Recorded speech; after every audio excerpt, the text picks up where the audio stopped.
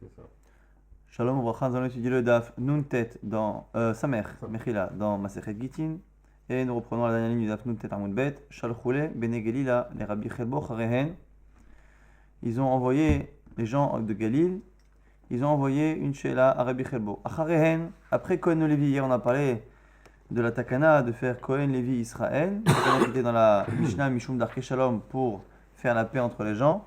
Mikorin, une fois que l'on a dépassé Kohen Levi, qui est prioritaire parmi les Israël?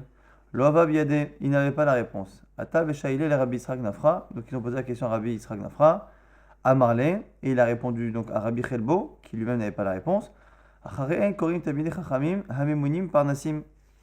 On nomme après, en priorité, les Talmidei Chachamim, donc ceux qui ont la sagesse de Torah, Hamemunim Parnasim ala Tzibour, qui s'occupent, qui dirigent le Tzibour. Et après, Talmidei Chachamim, Areoyim les Mannotam Parnasim ala Tzibour. Les Talmidei Chachamim, qui même si en pratique, eux ne gèrent pas le Tzibour, ont les capacités, les midot, les vertus pour le faire. Et Bene Talmidei Chachamim, Shavotehem, Memunim, Parnasim ala Tzibour. Et après, dans l'ordre, les fils de Talmidei Chachamim, dont les parents justement s'occupaient du Tzibour, Vechareen, Rachek Nesiot. Et après, on nomme Stam, qui n'est pas forcément Talmid Chacham, mais qui s'occupe de la synagogue, Ve Chol Adam, et après tout Adam. Donc on a ici une priorité pour à la fois les gens qui ont la Torah et le fait de s'occuper du Tzibour. Après, petit à petit, on s'éloigne de cela jusqu'aux enfants de ceux qui étaient ainsi. Après, dans l'ordre, celui qui n'a que cette capacité de s'occuper du Tzibour, et à la fin, Kol Adam, n'importe quel Israël. Shalchoule, Bene Galil, et Rabbi Chelbo, toujours les Bene Galil qui posent la question à Rabbi Chelbo. Donc on s'écarte un peu là, ici du sujet de l'ordre Kohen Levi Israël, mais toujours des shélotes de Kriyat Torah. Et ici, il demande est-ce que l'on peut lire dans les Chumashim. Alors ce qu'on appelle Chumash à l'époque, ça n'existait pas les Chumashim imprimés évidemment. Donc on parle de Sefer Torah, qui est écrit comme un Sefer Torah, simplement au lieu que les 5 Chumashim soient liés dans un seul, même Sefer Torah, ce sont des Chumashim. Donc on a Sefer Bereshit, on a Sefer Shemot, Sefer Ikra, et ainsi de suite. Est-ce qu'on peut écrire, on peut lire les parachiotes de Shemot dans un Sefer Torah de Shemot? Un Sefer Torah de Shemot. Lova Biade, il n'avait pas la réponse. Ata Veshaïle le Rabbi Israq Nafra, pareil, il a demandé à Rabbi Israq Nafra. Lova Biade, et cette fois, lui n'avait pas la réponse non plus. Ata Shaïl Bemidrasha, il a posé la question au Bet Midrash. Ou Pashtu Hamea, ils ont répondu de cette halakha de Damar Rav Shmuel Ben Nachmani. Amar Rabbi Yochanan, au nom de Rabbi Yochanan, Sefer Torah Shechaseh Yeria Achat, En Korin Bo. Un Sefer Torah à qui il manque une page ou une partie, on ne peut pas lire dedans. Donc si on ne peut pas lire dans un Sefer Torah à qui il manque une page, il est évident qu'on ne peut pas lire dans un Sefer Torah à qui il manque 4 livres sur 5. Donc ça c'est la réponse pour l'instant de l'Agmara. Et l'Agmara rejette, elle dit Velohi. Non, ça ne marche pas. Pourquoi? Ata Michasa Bemilte. Parce que là-bas, on parle d'un cas où la personne veut lire dans le Sefer Shemot, Nagid, et qu'il manque une iria, il manque une page dans Sefer Shemot. Acha, le Michasa Bemite. Là, dans le lit dans lequel je veux lire, il ne manque rien. Donc, effectivement, lire dans un Sefer Torah où il y a les 5, mais que je veux lire dans le Sefer Shemot ou Bereshit, et que dans le lit dans lequel je suis en train de lire, il va manquer une page, là, c'est sûr que ça ne marche pas. La question est-ce que lorsque j'ai un Sefer Torah où il manque dans un des autres livres que je ne lis pas, ou j'ai même un Sefer Torah où il n'y a que le livre de Shemot, et que je lis une paracha, mais que Shemot est complet, est-ce que ici, le Chassab Bemite, est-ce que c'est différent? Rabba et Rav Yosef d'Amrit Avayu, la réponse, elle est au nom de Rabba et Rav Yosef. En korim bechumashim bevet hakneset mishum kivod hatzibur. On ne lit pas dans un Sefer Torah où il n'y a qu'un seul livre sur les 5 à cause du kivod hatzibur. C'est intéressant, de là on voit que dans l'absolu, halachiquement, il n'y a pas réellement de souci, si ce n'est que c'est pas kavod pour le tzibour, parce qu'on a l'impression que le tzibour n'a pas les moyens de se payer un Sefer Torah. Et du coup, selon certains, on peut du coup le lire dans certains cas. Par exemple, lorsqu'il y a une erreur dans un Sefer Torah, on est en train de lire Shemot, on sait que le Sefer Torah a une erreur dans Devarim. Pourquoi on n'aurait pas le droit de lire dans un Sefer où il n'y a que Shemot? Parce que c'est pas kavod hatzibur. Mais là j'ai un Sefer Torah qui est complet. Donc il y a kavod hatzibur. Et le fait qu'il y ait une erreur ailleurs que dans le livre que je lis ne pose pas de problème, parce que dans l'absolu, halachiquement au niveau strict, j'aurais pu lire dans un Sefer Torah qui n'a que Shemot. Si ce n'est le fait que c'est pas kavod d'avoir un petit Sefer Torah avec qu'un cinquième de la Torah. Là il y a toute la Torah qui est écrite, simplement il y a une faute. Donc il y en a qui veulent dire de là qu'on pourrait lire dans un Sefer Torah dans un livre tant que la faute est ailleurs que dans le livre qu'on est en train de lire. Il se peut même qu'on pourrait même déduire ici que dans un cas où on n'a pas le choix, on n'a pas le choix, on est à l'étranger, on est en vacances, et qu'il n'y a que un Sefer Torah comme ça, même si aujourd'hui on ne les trouve plus, peut-être que s'il n'y a plus de problème de Kavod Tzibo, ou que le Tzibo lui-même est mochel éventuellement. Le Tzibo dit, bon voilà, ok, pour nous c'est un Kavod de lire dans un Sefer Torah comme ça. Peut-être que ça aurait changé. On voit ici que à l'achriquement strict, on pourrait le lire, selon le Rabbi Rav Yosef, et c'est que finalement à cause du Kavod Tzibo qu'on n'a plus l'habitude de le faire. Bon, aujourd'hui à la Chal Maaseh, on ne trouve plus tellement des Sefer Torah où il n'y a que Bereshit ou que Shemot. Rabbi Rav Yosef, Dermet Avayou là aussi se mettent en accord sur une halakha. Aïe Sefer Haftarta, le Sefer Haftara, Asur le Mikrebe be Shabbat. Donc un livre, donc à l'époque c'était tout de même des parchemins, où on avait écrit que les Haftarot. Donc un parchemin et que les Haftarot, on n'a pas le droit de lire dedans Beshabbat. Alors on dit Beshabbat mais l'Avdavka. Selon eux, on n'aurait pas le droit de lire toute la semaine. Simplement comme c'est Shabbat qu'on lit l'Haftara, ils en parlent pendant Shabbat. Ma'ita Hama, pourquoi? Des Lonita Nikatev, car on n'a pas le droit de l'écrire. On n'a pas le droit d'écrire normalement, à la base, des parties de la Torah, mais de manière incomplète. Et on verra justement dans la suite d'où on l'apprend. Et donc, puisque n'écrire que des haftarot qui sont finalement des morceaux choisis des Nevi'im, des prophètes, comme on n'a pas le droit de l'écrire, eh bien on n'a pas le droit non plus de lire dedans pendant Shabbat. Ça, c'est le premier avet. Mar Baravashama, les Taltulé Nami Asur. C'est même Mouktsé pendant Shabbat. Maïta'ama, des Halochazel Mikreve. Comme on ne peut pas le lire pendant Shabbat selon le Rabbi Rav Yosef, il n'est pas utilisable, n'étant pas utilisable, il est Mouktsé pendant Shabbat. Et l'Agma nous dit Velohi, mais à la Chal Maaseh, c'est pas comme ça. Charel et Taltoulé, on a le droit de le déplacer, mais Charel et Mikrebe, et on a le droit de le lire. Et en fait, c'est parce qu'on a le droit de le lire qu'on a le droit de le déplacer. Pourquoi? Rabbi Yochanan, Rabbi Shimon ben Lakish, Me'aine Bisifra Dagata Bishabta. Car on a vu nos Rabbi Yochanan et Resh Lakish qui étudiaient des livres de Haggadot. Donc des livres avec des Midrashim et d'Haggadot sur la Torah, qui sont Torah chez Baal Peh, qui sont la Torah orale qui a été écrite. Veha, Lonitani Katev. Et là aussi, la Torah orale, normalement, ne doit pas être écrite. Donc on a finalement une ressemblance entre la halakha qu'on a citée précédemment et celle-ci. Et là, Kevan Delo Yifshar. Alors pourquoi Rabbi Yochanan et Resh Lakish lisaient dedans Kevan Delo Yifshar? Parce qu'il n'y a pas le choix. Aet la asot lachem et feru toratecha. C'est un passage dans Télim. Aet la asot lachem, lorsqu'il faut agir pour Akadosh Baruch Hu, et feru toratecha. Ils ont effacé, ils ont transgressé ta Torah. On a le droit de transgresser une partie infime de la Torah pour la sauver dans sa globalité. Et ce éther de Rabbi Yochanan et de Resh Lakish dans les Haggadot, dans la Torah orale, on l'applique à l'interdit d'écrire et de lire une partie des Nevi'im sans écrire le livre entier. Normalement, de écrire tout Shmuel, tout Yehoshua Binoun pour pouvoir lire la Haftara dedans. Or, comme c'est trop compliqué de le faire, on voit finalement qu'on autorise Bedia Avan justement pour ce Aït Asot Hashem. Achanami paï chez nous, Kevan Delo Efshar, Aït Asot Hashem, puisqu'on n'a pas le choix, on n'a pas de possibilité de faire autrement, on a autorisé. Donc je récapitule, on a à la base une halakha qui empêche d'écrire des parties du Tanakh de manière incomplète, d'écrire des haftarot simplement sur un Sefer Torah, normalement ça devrait être assour. Et Rabbi Rav Yosef reste sur cette idée que c'est assour, comme c'est assour d'écrire, on n'a pas le droit de lire dedans, et donc on ne peut pas lire l'haftara dedans pendant Shabbat, et donc comme on ne peut pas lire dedans, c'est finalement Mouktsé pendant Shabbat. Ça c'est l'avis de Rabbi Rav Yosef, Rabbi Ravashi, qui va jusqu'au bout de cette logique. De l'autre côté, la Gemara n'est pas d'accord. Il dit pourquoi? Parce qu'il y a un interdit similaire, qui est l'interdit d'écrire la Torah orale, comme on verra dans la suite du DAF, dont on apprend que la Torah ne doit pas être écrite. On n'a pas le droit d'écrire la Torah orale, et pourtant on voit que comme on n'a pas le choix aujourd'hui,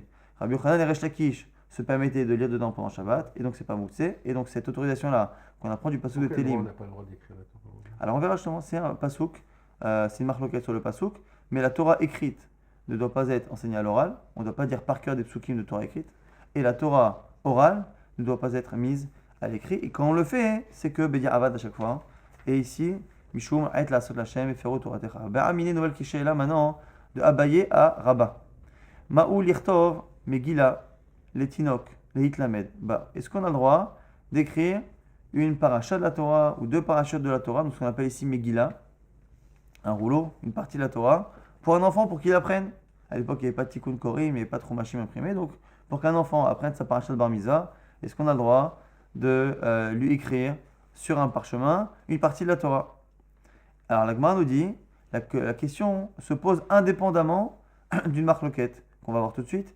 Est-ce que la Torah a été donnée par morceaux ou est-ce qu'elle a été donnée de manière complète? Est-ce que Hachem a donné les parachutes à Moshe Rabbeinu au fur et à mesure des 40 ans et qu'à la fin il a tout écrit d'un coup, ou est-ce que tout a été donné d'un coup?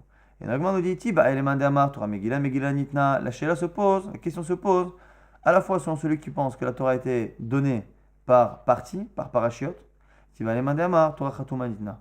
Et la question se pose également pour celui qui pense que la Torah a été donnée de manière complète, elle a été donnée directement, signée, complète. Tiba, Eleman de Amar, pourquoi la question se pose pour celui qui dit Torah Megillah, Megillah Nitna, que la Torah a été donnée par morceaux? Kevan de Megillah, Megillah Nitna. Parce qu'il y a deux manières de penser. Soit parce que la Torah a été donnée par partie. Kodvin, alors on pourrait écrire, puisque finalement c'est Moshe Rabbeinu à la fin de sa vie, qui a entre guillemets décidé de tout remettre ensemble. Mais finalement, chacune des parachutes a une existence en elle-même, puisqu'elle a été donnée à chaque fois indépendamment. Donc si Hachem a donné cette paracha, et qu'il l'a écrite, ça veut dire qu'a priori, elle a le droit d'être écrite, c'est un océ indépendant, un sujet indépendant. A priori, c'est comme ça que ça a été écrit. Alors, c'est une marloquette. Vu que d'abord, il a donné que les 10 commandements. Alors, déjà, ça, alors justement, on va voir exactement comment ça rentre. Odilma, ou peut-être, Kevan de Idbak. Ou peut-être que c'est vrai que quand Akadosh Baruch Hu a donné selon cet avis la Torah par partie, il est vrai qu'au moment où ça a été donné, chaque sujet avait une existence en lui-même. Et qu'à la limite, on aurait pu à la limite écrire à ce moment-là les parachutes séparés, ce qu'a fait Moshe Rabbeinu. Mais peut-être qu'une fois que Moshe Rabbeinu, à la fin, a tout lié et on a fait un Sefer Torah, peut-être que malgré tout, on n'a plus le droit aujourd'hui de le faire. Donc, est-ce que le fait que ça a été donné par partie a une incidence une fois que ça a été, entre guillemets, collé et rassemblé? Ce n'est pas évident. Donc, la question se pose selon cet avis. Si par Torah Chatouma Nitna, et la question se pose également pour celui qui pense que la Torah a été donnée en un seul morceau. Kevan de Chatouma Nitna et Kodvin. La logique voudrait que, comme ça a été donné d'un coup, ça veut dire qu'on ne peut pas la séparer, puisqu'on n'a jamais vu qu'elle a été séparée. Rodilma, Kevan de Loefchar Kadvin. Ou peut-être que, comme ce qu'on a dit tout à l'heure, comme on n'a pas le choix, on n'a pas le choix. On ne peut pas demander à quelqu'un qui veut écrire une paracha pour son enfant, pour savoir misa, on ne peut pas lui demander de faire écrire un Sefer Torah à 20 000 euros, donc, ou une kétorette, celui qui veut lire sur une kétorette, on ne peut pas lui demander de tout écrire le Sefer Torah. Amarle, en kodvin, il le dit, en kodvin, on n'écrit pas. Umata 1, pourquoi? Les filles, chez en kodvin. C'est-à-dire que on pense selon tout le monde, mais selon celui qui pense que Megillah, le Torah a été donné Megillah, quoi qu'il arrive, aujourd'hui, on n'écrit pas. C'est-à-dire que même si c'est donné par morceaux, et que à l'époque ça aurait pu être écrit de manière séparée, comme aujourd'hui ça a été rassemblé, et on n'écrit pas, il n'y a pas de discussion. Donc on ne peut pas écrire pour un enfant. Étivé, maintenant on objecte. C'est marqué là-bas dans Yoma, on parle de toutes les takanot qui ont été faites par certaines personnes au Beth Amikdash. Et entre autres, on parle de Helena Malka qui s'est convertie et qui a fait Tavla Shel Zahav, qui a fait comme ça une sorte de tableau en or sur lequel on a écrit la Parashat Sota pour que le Kohen puisse écrire après sur le parchemin la Parashat Sota et qu'il ait un modèle. Au lieu de sortir un Sefer Torah, il a le modèle qui est écrit sur ce Tavla en or.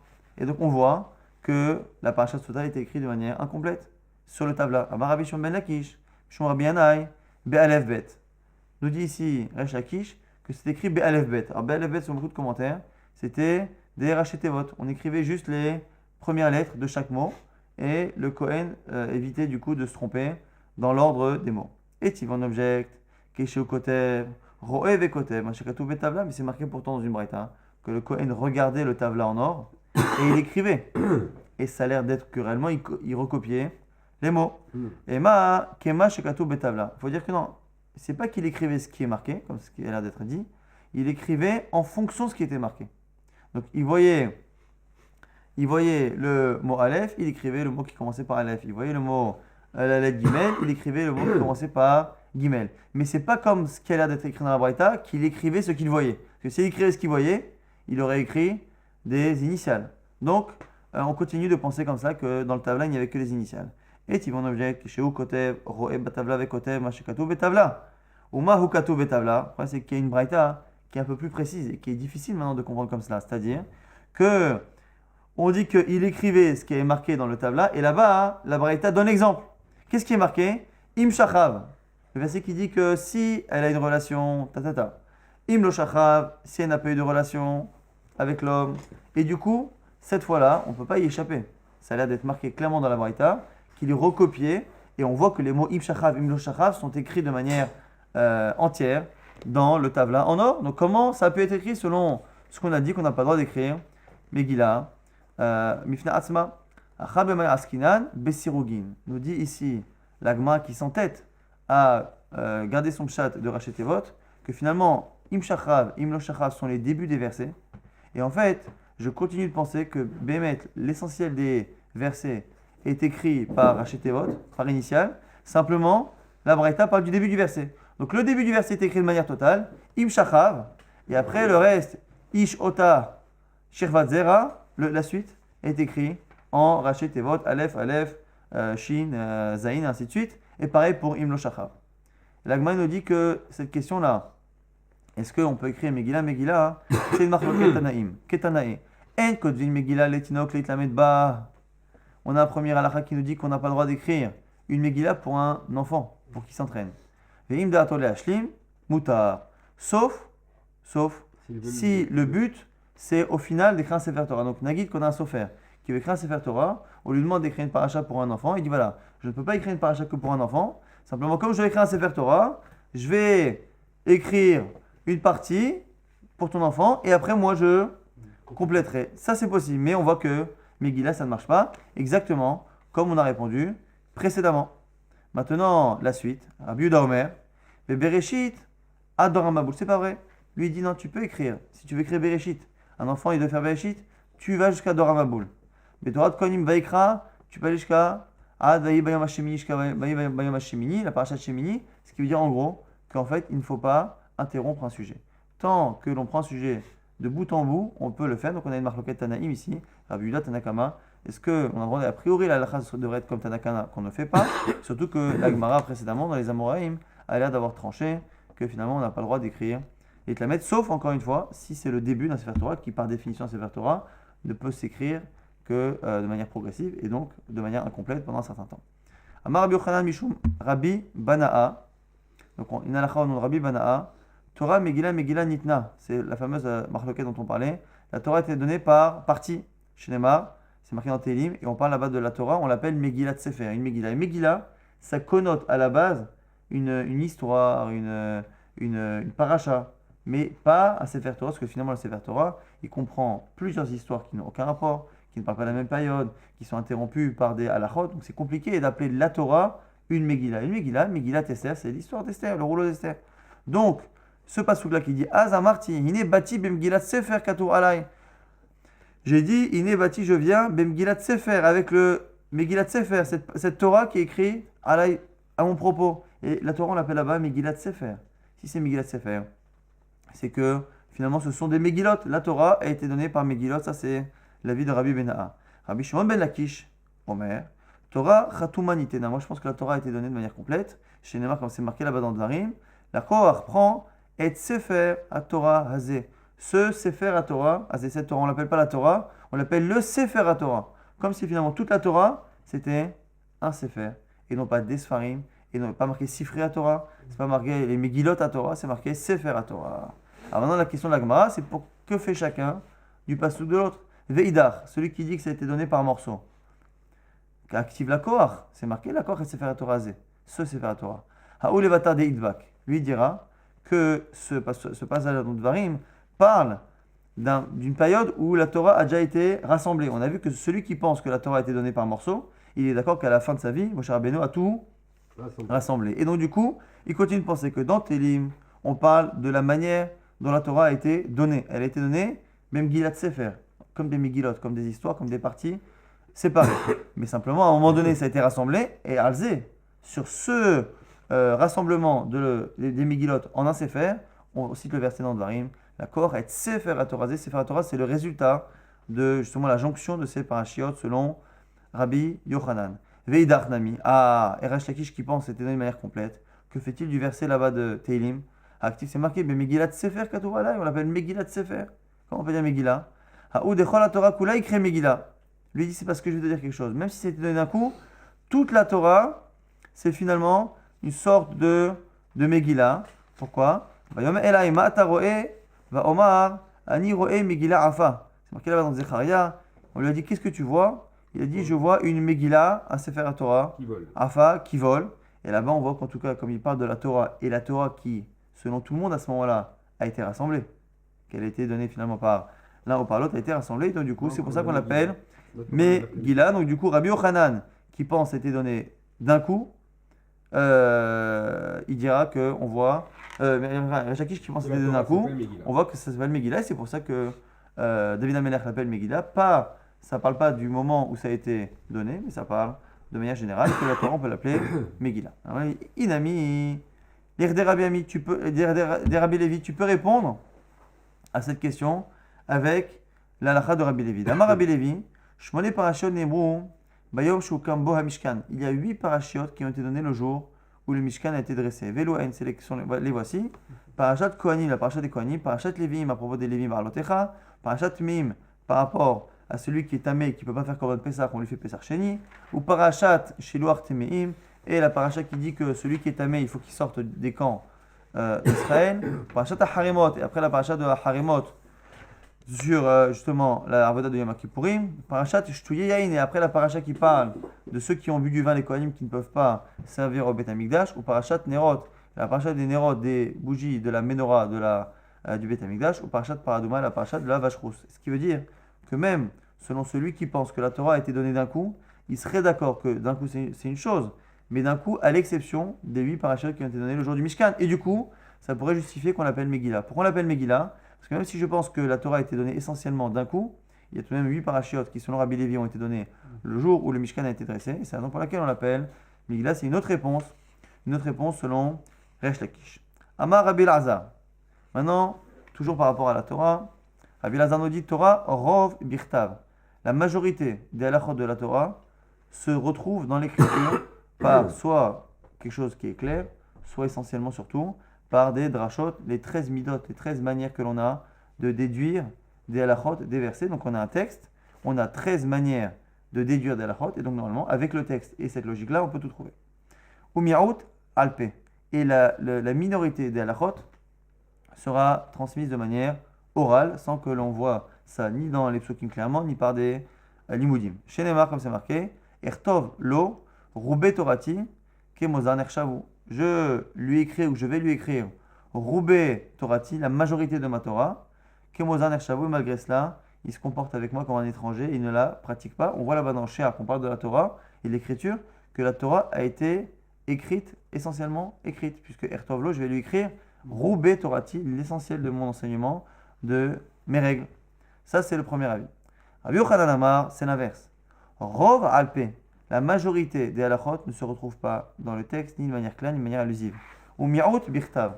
Et la minorité est à l'écrit. La majorité à l'oral et la minorité à l'écrit. Chez Neymar, comme c'est marqué, qui alpi hadevarim ele karati techa berit. Le brit, qu'on a lu la semaine dernière, le brit a été fait essentiellement sur alpi hadevarim, sur la bouche de ces paroles, c'est-à-dire sur ces paroles qui ont été transmises à l'oral. C'est l'essentiel du brit, c'est à l'oral. L'essentiel, pour l'instant, la Gemara pense, selon en tout cas Rabbi Yochanan, que l'essentiel c'est en quantité. En quantité, l'essentiel de la halachot, c'est à l'oral. La Gemara fait toujours le même raisonnement. Comment chacun explique le pasuk de l'autre? Veidach, nami, artiv, ertov le roubet torati. Comment celui qui pense que la majorité a été dite à l'oral, comment il comprend le pasuk qui dit que je lui écris ou je lui écrirai la majorité à l'écrit? Alors il dit Haou atmuhe kametma. Ce pasuk-là ne se lit pas de manière affirmative, mais de manière interrogative, exclamative. Ertovlo rubo terati. Quoi, je vais lui écrire clairement la majorité de ma Torah. Alors, kemozar nershavu. Ça ne sert à rien que je fasse cet effort, même si j'avais voulu, nous dit Akadosh Baruch Hu, écrire toute la Torah de manière claire. Ça ne sert à rien, ou la majorité. Ça ne sert à rien, puisque dans tous les cas, il ne la pratique pas. Donc c'est interrogative, exclamative, ertovlo rubo terati, ce qui veut dire qu'en réalité, ça n'a jamais été fait. Le fait d'être kotev roubé torati, c'est pas une réalité. Donc on ne peut pas utiliser ce passouk là comme étant une réalité. C'est une exclamation, mais pas une réalité.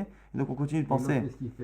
Voilà. Veidach nami artiv ki alpia devarima ele karati techaberit. Ah, et celui qui pense que la majorité a été écrite, comment peut-il comprendre que finalement on nous dit que le pacte avec Hachem a été fait pas sur les Torahs orales, ce qui veut dire que finalement c'est parce que c'est la majorité.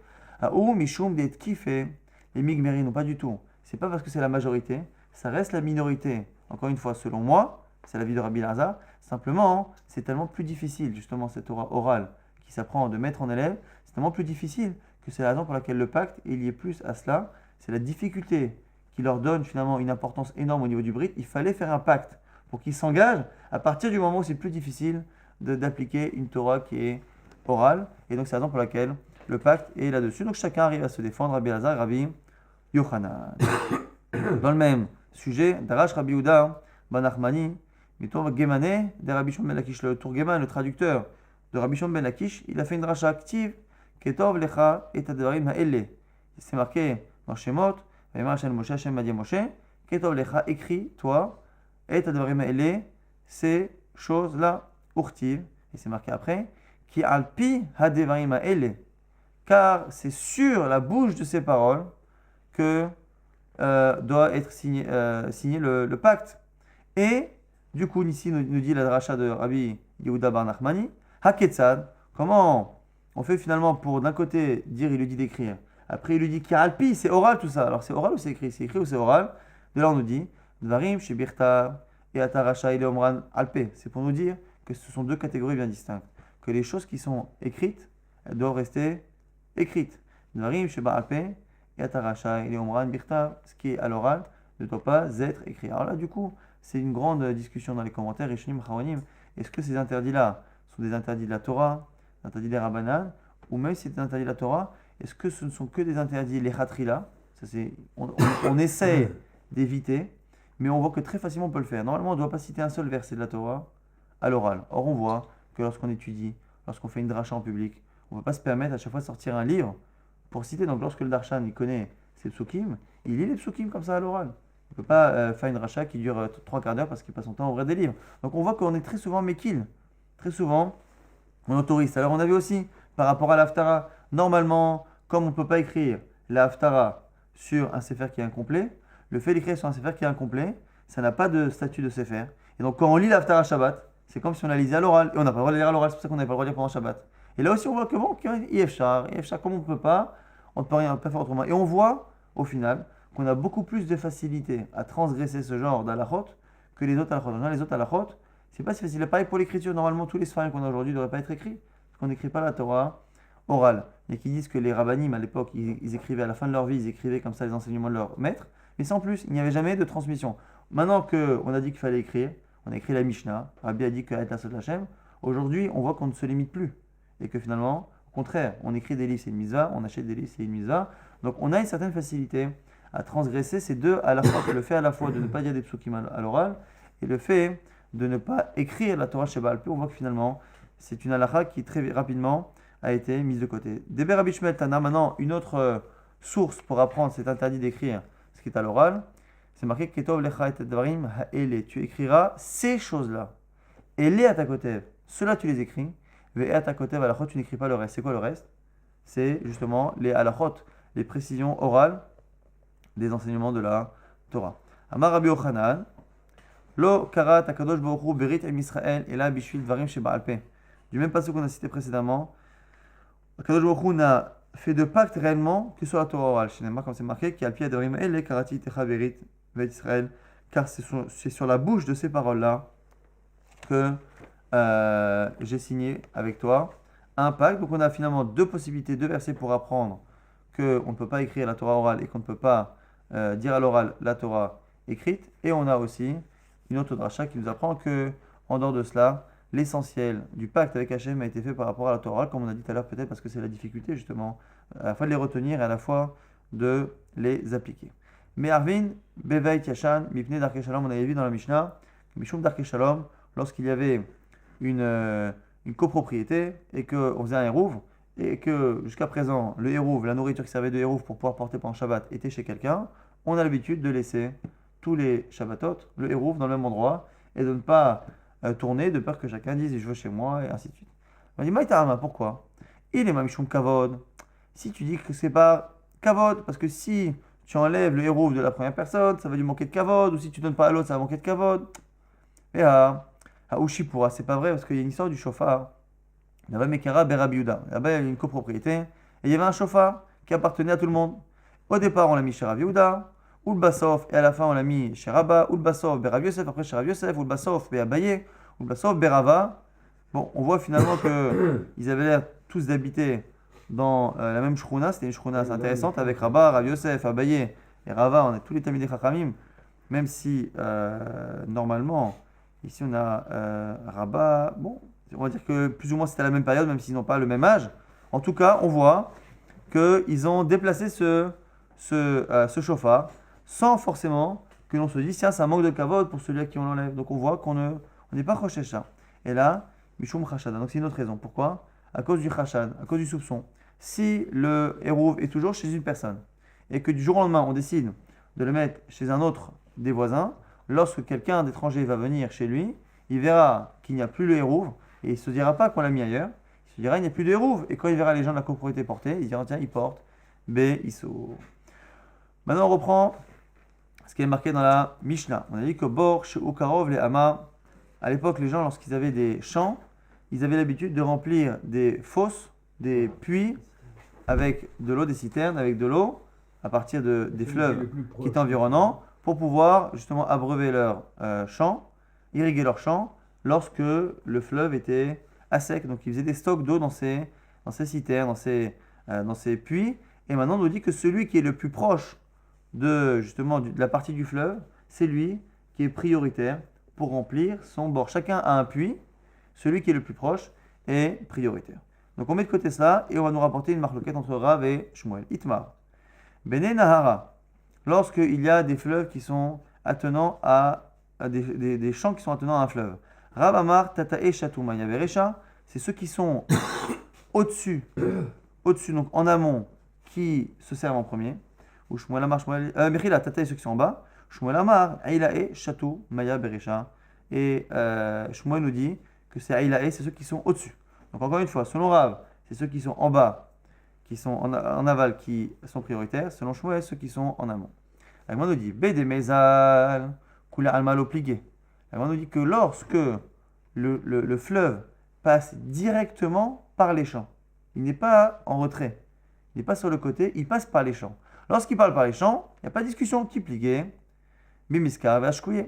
La question est lorsque le fleuve passe à côté, à l'extérieur des champs, qui a le droit de sortir de l'eau du fleuve pour irriguer son champ? Shmuel Amar Eila et Chatou Maya Veresha. Shmuel dit que c'est ceux qui sont prioritaires, c'est ceux qui sont en haut pour justement détourner le fleuve vers leur champ.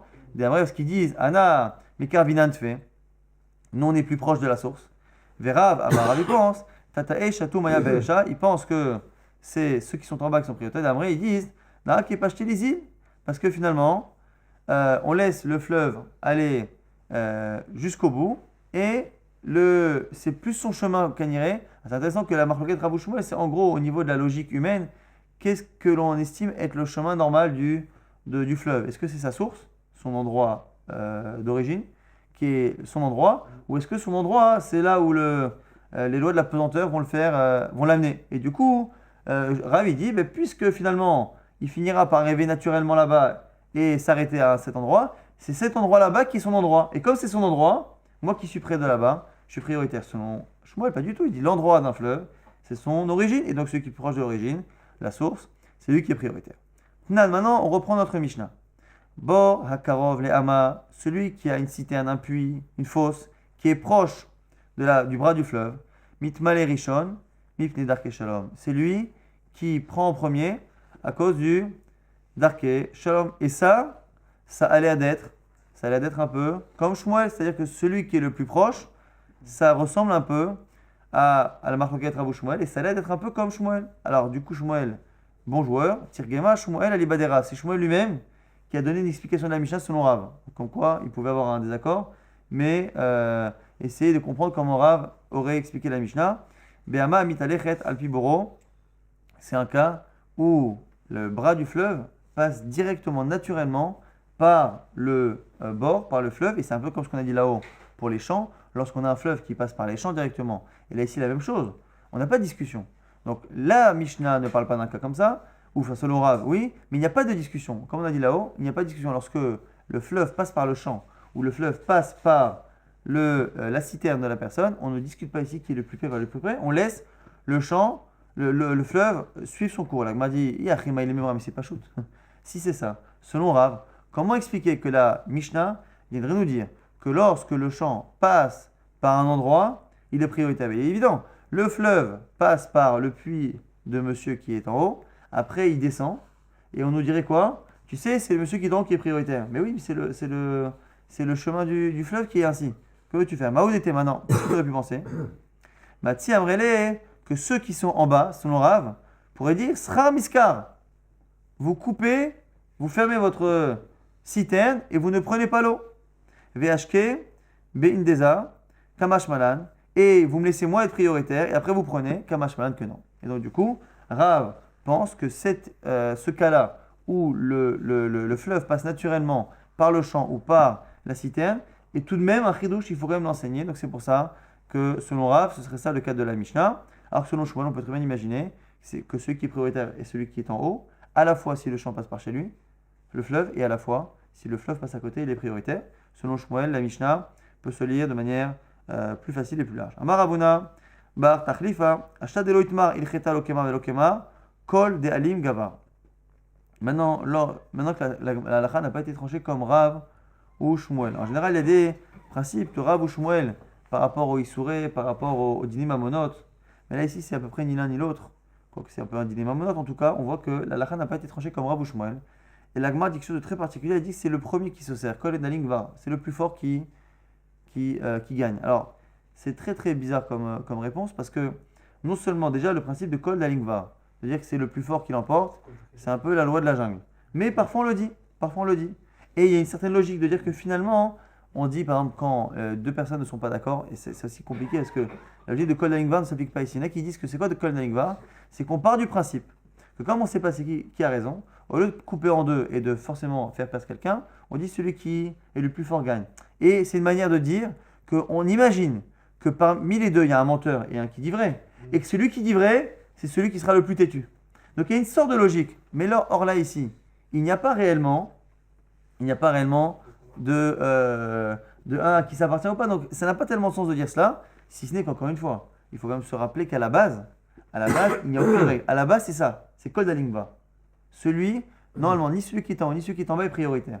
Mais pour faire la paix, on a mis une règle. Mais comme cette règle, on n'arrive pas à la trancher, on revient à la situation antérieure. Ce qui est tout de même un peu étonnant. Pourquoi? Parce qu'au final, on va enlever le principe de Takana qui était de faire la paix. Alors qu'au moins, si on avait fait comme Shmuel ou comme Rav, ça aurait permis tout de même de faire la paix. Mais il se peut que l'Agma ait estimé finalement que, comme on n'arrive pas à trancher comme Rav ou Shmuel, c'est aussi parce que finalement, la chose n'est pas comprise. Le Darkei Shalom, c'est si la chose est comprise. On comprend pourquoi on fait monter Cohen, on comprend pourquoi on fait monter Lévi, et après Israël. Mais si on avait fait monter de manière arbitraire n'importe qui, juste pour faire le Shalom, ça n'aurait pas fait le Shalom parce que les gens n'auraient pas accepté la chose là. Peut-être pareil, peut-être que ce principe-là de faire donner la priorité à l'un ou à l'autre est quelque chose qui n'a pas été accepté réellement par les gens. Et quand c'est pas accepté ni compris par les gens, au final, ça ne peut pas faire le Shalom. Le Shalom, c'est quelque chose qui est imposé, effectivement, une règle qui permet d'éviter que chacun demande quelque chose, mais il faut que la chose soit comprise, acceptant sa logique. Maintenant, on a une histoire intéressante. Rav Shimi Bar Ashi voulait étudier avec Abaye. Atal et Kamed Abaye, venu voir Abaye. Amale, Ludvanman Be'inna, trouve-moi un temps pour étudier avec toi, trouve-moi une cuillère haute. Amale dit, Itli Inna, il dit, tu sais, j'ai beaucoup de temps pour moi, je dois faire Khazara, j'ai Shiurim, c'est compliqué. Ludvanman Bele, il a dit, alors trouve-moi un moment la nuit. Il lui dit, je suis désolé, moi la nuit, je m'occupe de parler à ça. Amale, Itli Maya, la chkouille, tu sais, j'ai des champs et je dois prendre l'eau et je dois irriguer mes champs. Amale dit, t'inquiète pas. Anna, Mashkina, Lelemar, Maya, Bimema, je m'occupe de ton champ la journée, je prends ton eau et j'irrigue tes champs pendant la journée. Et du coup, le temps où le soir tu travaillais, tu me le gardes pour faire Chavrousé. Amale, les chaye, il a dit, yalla, chaim, tovim, avec plaisir. Aza, les ailae. Du coup, ici, Rav Shimi a fait quelque chose de très particulier. Comme la halakha n'a pas été tranchée comme Rav ou Shmuel, il est parti voir les champs de Abaye, étaient au milieu du fleuve. Il est parti voir ceux qui étaient en amont. Amar lui a dit, Tata e shatou maya beresha. Vous savez, la halakha est comme Rav, que c'est ceux qui sont en bas qui sont prioritaires, donc vous n'avez pas le droit de prendre l'eau. Très bien. Azal et Tata, il est parti voir ceux qui étaient en haut. Il leur a dit, Amar Léo, Aïla e shatou maya beresha. Vous savez, il a dit, pâtissez voir ceux qui sont en bas, mais il a dit, la halakha est comme Shmuel, c'est en haut qu'on a le droit de prendre. Donc chacun a laissé la place, et lui qui est au milieu, Adachi, Sachar, Miska, Vashke, il a détourné l'eau vers son champ. C'est difficile à comprendre. Katal et Kamed Abaye.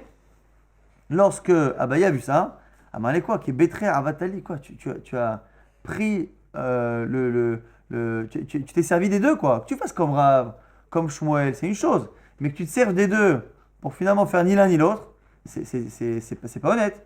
L'autre Amino Abaye les péré d'Aïchata pour montrer à Abaye qui n'était pas en accord avec cela, il n'a pas consommé un fruit de sa récolte cette année-là pour montrer qu'ils n'étaient pas en accord avec ce genre de comportement. Anhu, Bene, Khermach, il y a une histoire un peu similaire. Il y a ici des gens de la ville de Khermach, des Azul, Karou, Beresha, des Shanvata, qui ont finalement, à l'origine en amont du fleuve, ils ont fait détourner le fleuve. Donc comme Shmuel. Ve'adroa, Ve'shadioa, Beshilhenara. Et à la fin de leur champ, donc on a dit que le champ était sur le côté du fleuve, ils ont détourné, et à la fin de leur champ, ils ont renvoyé l'eau, ils l'ont renvoyé vers le fleuve. Atur Eilae, les Kamae, des Abaye. Ceux qui étaient au-dessus sont venus voir Abaye. À Moulé, ils lui ont dit Kamadki, les Naharin. Mais ceux qui font ça, ils détournent finalement le fleuve de son nid d'origine. Et de son nid d'origine, Amalou leur a dit Kirubadahu, c'est pour ta. Il dit alors si c'est ça, vous avez qu'à finalement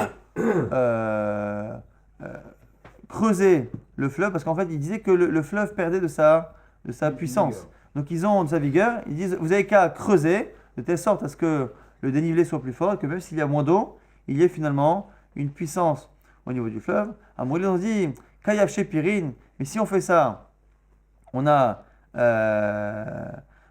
nos bras, nous, qui risquent de sécher. Il dit Amalehu, Zilou Salikun Afshachou Matam, il a dit partez d'ici, fermez vos bras, vous n'avez rien à faire par rapport à cela. Et donc, du coup, c'est juste une histoire qui est similaire et qui est encore liée à cette histoire de chant et qui a été enseignée par Abaye.